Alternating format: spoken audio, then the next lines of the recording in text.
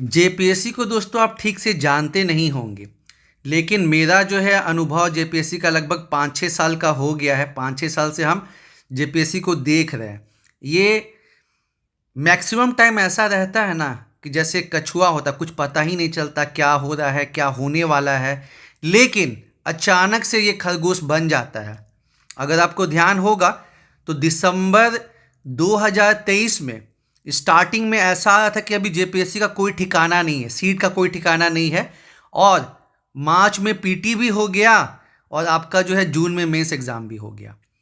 तो अब मैं इंतजार ही कर रहा था कि झारखंड हाईकोर्ट का फैसला आने वाला था, और झारखंड हाईकोर्ट ने सरकार को कहा है कि आप जल्द से जल्द जेपीएससी अध्यक्ष की नियुक्ति करें। और कुछ दिन पहले आपने देखा होगा पेपर में कि सर एल खियांगटे का नाम आया था, जो कि जेपीएससी चेयरपर्सन के रेस में सबसे आगे चल रहे हैं और ये झारखंड के सचिव भी रहे हैं। तो अब जो इन्फॉर्मेशन आ रही है, और ये आप खुद भी लॉजिकली सोच सकते हैं, क्योंकि हेमंत सोरेन सर ने भी ये क्लियर किया, उनको ये एहसास हुआ कि लास्ट टाइम स्टूडेंट्स के साथ काफ़ी ज्यादती हुई है, तो उन्होंने कहा भी कि हम दिसंबर एंड से पहले जो भी पेंडिंग रिजल्ट है उसको पब्लिश कर देंगे। तो और ऊपर से झारखंड हाईकोर्ट ने भी ये झारखंड सरकार को कह दिया है कि आप जेपीएससी अध्यक्ष की नियुक्ति जल्द से जल्द करें। तो जब रिजल्ट बन के तैयार ही है, और एल खियांगटे सर जो है वो 31 अक्टूबर तक पद पे थे, चीफ सेक्रेटरी थे, मुख्य सचिव, और जो है कैंडिडेट भी तैयारी हैं, तो एक हफ्ते के अंदर 20 दिसंबर तक जो है एल खियांगटे सर जो है जेपीएससी के अध्यक्ष बन जाएंगे। और चूंकि रिजल्ट बन के तैयार है, 25 दिसंबर के पहले पहले तक जो है खियांगटे सर बनेंगे चेयरपर्सन। उसके 3-4 दिन में ही जो है 11 to 13 जेपीएससी मेंस का रिजल्ट आ जाएगा। और जैसा कि देखा गया है कि एक हफ्ते का तो गैपिंग कम से कम रहता ही रहता है। जनवरी 2025 के फर्स्ट वीक में जो है इंटरव्यू चालू हो जाएगा, और डिपेंडिंग कितने लोग का रिजल्ट आता है, इंटरव्यू जो है 10 से 11 दिन तक जो है वो इंटरव्यू चलेगा। उम्मीद की जा रही है कि 900 से लेके 1000 के बीच में जो है कैंडिडेट हो सकते हैं। तो 10 से 11 दिन तो कम से कम इंटरव्यू चलना चाहिए। और फिर ये देखा गया है, अब मैं बैकलॉग की बात नहीं कर रहा हूँ, देखा गया है कि 2 हफ्ते कम से कम लगते हैं फाइनल रिजल्ट पब्लिश करने में। तो 26 जनवरी से पहले फाइनल रिजल्ट आ जाएगा, और हेमंत सोरेन सर जो है वो 26 जनवरी के अपने भाषण में, रिपब्लिक डे परेड के भाषण में कहेंगे कि हमने जो है एक और जेपीएससी जो है वो कंडक्ट करवा लिया। ऐसा न्यूज़ और इन्फॉर्मेशन मिल रहा है। और देखिए, बीच में चेयरपर्सन और अध्यक्ष का मतलब मेंबर्स का झगड़ा ही हो गया था, और जो है कोई मतलब सरकार किसी को बनाने को तैयार नहीं हो रहा था, इसलिए बीच वाली इन्फॉर्मेशन जो है वो गलत हो गई थी। वरना आप देखेंगे कि दिसंबर 2023 में ही न्यूज़ मिली थी कि हाँ जेपीएससी पीटी का एग्ज़ाम जो है होने वाला है। लेकिन हाँ, मैंने उससे मैं कहा था कि अप्रैल का इन्फॉर्मेशन आया था, लेकिन मार्च ही में एग्ज़ाम हो गया। ठीक है, तो 80% इन्फॉर्मेशन जो है वो मेरी सही रहती है, बाकी 100% तो यहाँ पे गॉड भी सही नहीं हो सकते हैं, क्योंकि आप जानते हैं ये झारखंड है। एनीवेज, अब तो वैसा कोई प्रॉब्लम नहीं है, और हेमंत सर को फील भी हो रहा है कि स्टूडेंट्स के साथ जाती हुई है, तो अब थोड़ा ध्यान भी दे रहे हैं। तो जो भी जेपीएससी मेंस के अभ्यर्थी हैं वो जो है अब जाग जाए, इट्स हाई टाइम। और रीसेंट पे बहुत क्वेश्चन रहता है, जो लोग जॉब में हैं उनको कहीं ना कहीं एक एडवांटेज है कि उनका जो है 30 से 40% जो इंटरव्यू है उनके जॉब संबंधित क्वेश्चन पूछे जाएंगे। लेकिन जो स्टूडेंट हैं और किसी जॉब में नहीं है, उनके साथ बहुत ही अनसर्टेनिटी है। लास्ट टाइम ही कई स्टूडेंट जो हैं वो झारखंड तैयार करके गए, इंडिया तैयार करके गए, और उनसे जो है क्वेश्चन अंतर्राष्ट्रीय संबंध पे पूरा पूछा गया। ठीक है, उसके साथ कई लोग जो है अंतर्राष्ट्रीय तैयार करके गए, झारखंड तैयार करके गए, इंडिया तैयार करके गए, उनका इंटरव्यू जो है पूरा ग्रेजुएशन सब्जेक्ट पे और जो उन्होंने खोटा लिया था उस पर पूरा इंटरव्यू चल गया। तो बहुत ही अनसर्टेन है। तो आपको जो है अगर अभी से तैयारी नहीं करेंगे, प्लस इंटरव्यू में जो नंबर है वो 40 भी मिलता है, 70 भी मिलता है, 60 भी मिलता है, 50 भी मिलता है, तो बहुत ज़्यादा वेरिएशन है। तो जितनी अच्छी तैयारी रहेगी उतना ज़्यादा कॉन्फिडेंस रहेगा और उतने अच्छे तरीके से हम लोग जवाब दे पाएंगे।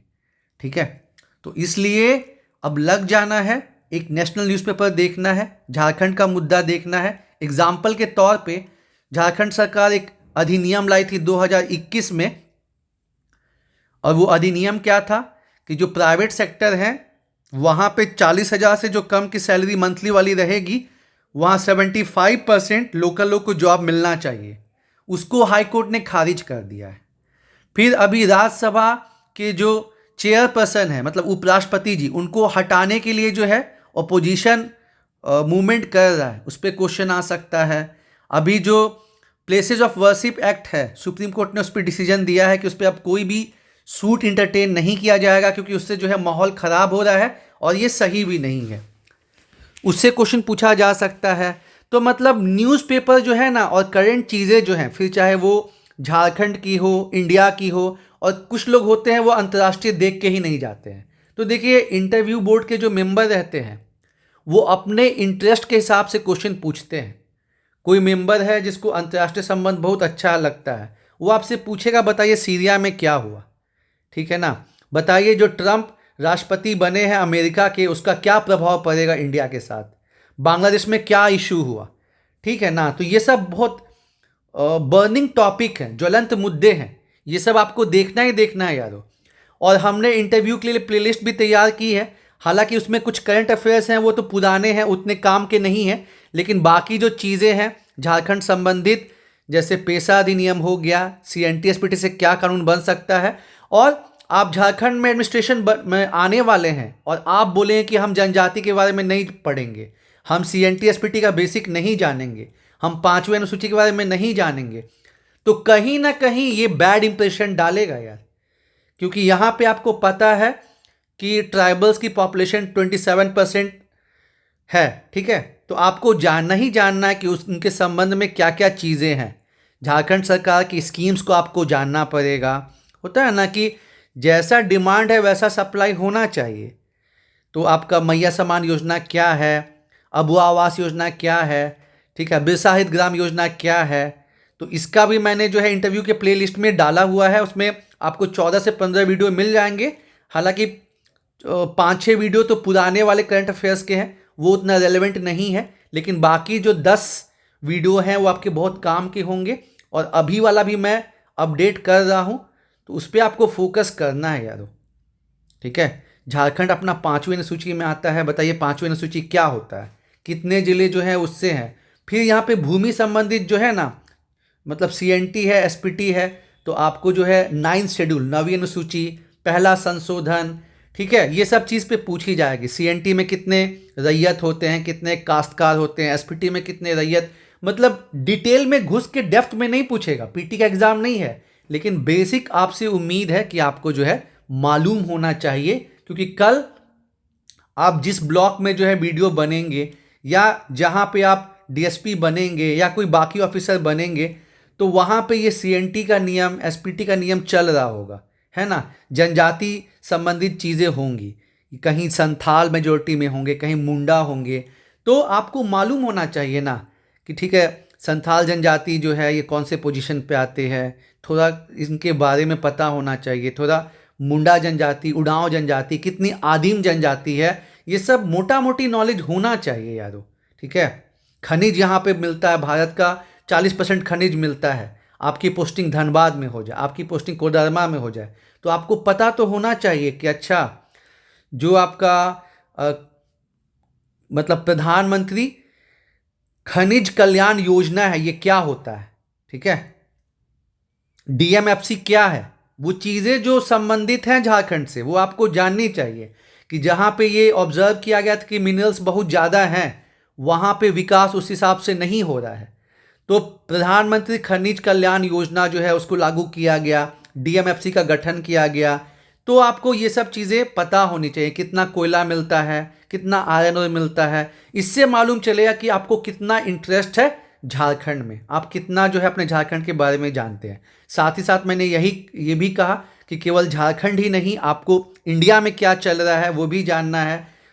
कुछ जो इंटरव्यू बोर्ड के मेंबर हैं उनको अंतर्राष्ट्रीय चीज़ों पे बहुत इंटरेस्ट होगा, उसको समझना है। तो ऑल द बेस्ट यादों, अब लग जाना है अच्छे से।